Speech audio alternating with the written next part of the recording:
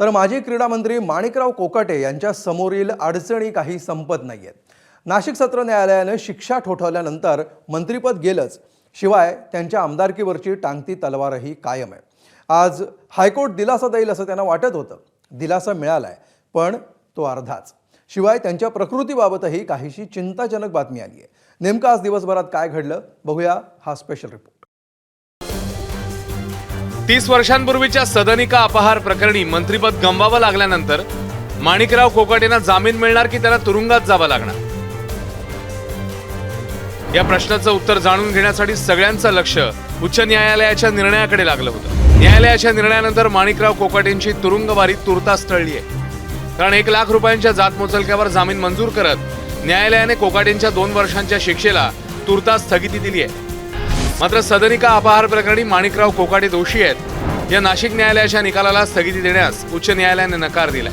निर्णय सुनावताना कोर्टाने नोंदवलेलं निरीक्षण अतिशय महत्त्वाचं आहे। कोकाटे हे आमदार म्हणून कार्यरत होते आणि ते मंत्री आहेत, ही बाब नोंद घेण्यास अत्यंत महत्त्वाची आहे। कायद्याचं राज्य टिकवून ठेवणं, नागरिकांच्या हिताचं संरक्षण करणं ही त्यांची जबाबदारी आहे। शिक्षेला स्थगिती देण्यात आली आहे, या कारणावरून गुन्ह्यात दोषी ठरलेल्या व्यक्तीस पदावर राहण्याची परवानगी दिल्यास सार्वजनिक सेवेवर गंभीर भरून न निघणारे परिणाम होऊ शकतात। अशा प्रकारच्या निर्णयामुळे लोकशाही संस्थांवरील जनतेचा विश्वास डळमळीत होईल आणि कायद्याचं पालन करणाऱ्यांचं मनोबल खचेल।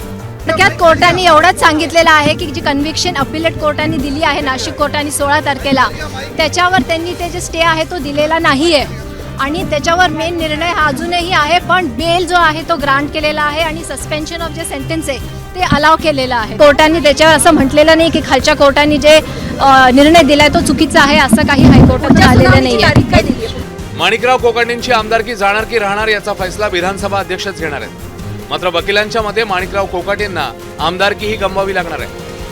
स्टे ऑन कन्व्हिक्शन हा रिजेक्ट झालेला आहे आणि फक्त बेल दिलेली आहे आणि स्पष्ट दिलेला आहे।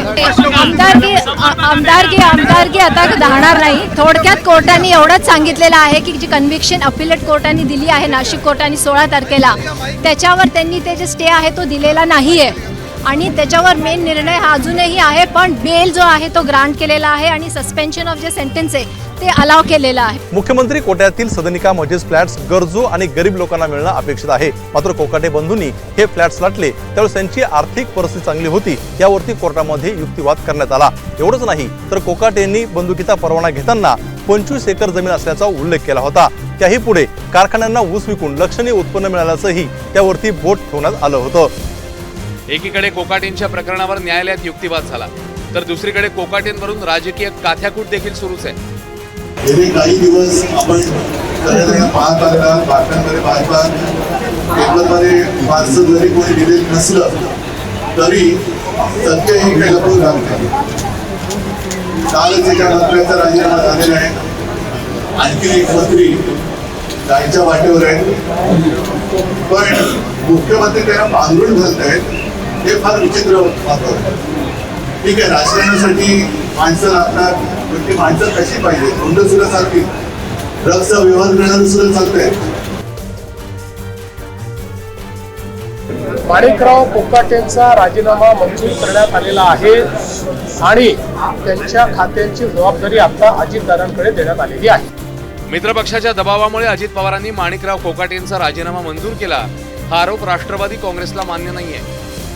नाही, मागच्या काही काळात शेतकऱ्याच्या बाबतीत असेल, जमिनीच्या बाबतीत असेल, सभागृहामध्ये जे काही आपण चित्रण दाखवलेलं आहे त्याची शहानिशा अजून काही म्हणजे पूर्ण झाली नाही, त्याची चौकशी सुरू आहे। पण या शिक्षा लागल्यानंतर माननीय मुख्यमंत्री महोदयांनी तडकाफडकी निर्णय घेतला, त्यांचं खातं त्या ठिकाणी काढून दिलं, नंतर त्यांनी राजीनामाच्या ठिकाणी दिलेला आहे, त्यामुळे त्यांच्यावर कारवाई झाली नाही असं आपल्याला अजिबात म्हणता येणार नाही। त्यांचं मंत्रिपदे काढून घेतलेलं आहे। बघा, त्यांचं मंत्रिपद देणं, मंत्रिपदाचं काय, त्या परत त्यांचं पुनर्स्थापन कसं करणं ह्याचे सर्वस्व अधिकार हे राष्ट्रवादी काँग्रेस पक्षाचे राष्ट्रीय अध्यक्ष, राज्याचे उपमुख्यमंत्री अजितदादा पवार यांना आहे। पहिलं आमचं तर होतं की आमची माणसं ह्याच्यातून बाहेर पडली पाहिजेत, न्यायालयीन लढ्यातून सुखरूप बाहेर पडली पाहिजेत आणि आम्हाला आनंद आहे की त्यांना ह्या प्रकरणामधून न्यायव्यवस्थेनं आमची बाजू ऐकल्याच्या नंतर तिथं जामीन त्या ठिकाणी दिलेला आहे। मंत्रिपद गमावलंय, आमदारकीवर टांगती तलवार आहे। अशातच माणिकराव कोकाटेंना बायपास किंवा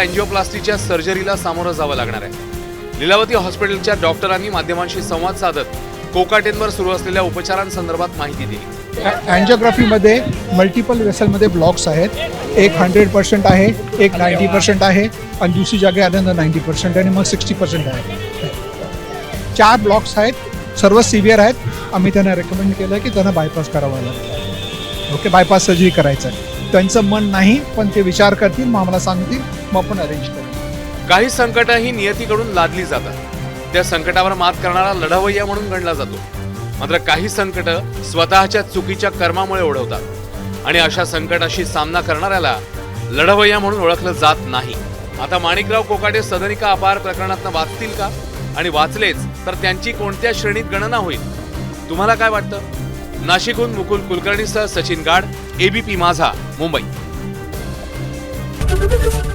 एबीपी माझा, उघडा डोळे बघा नीट.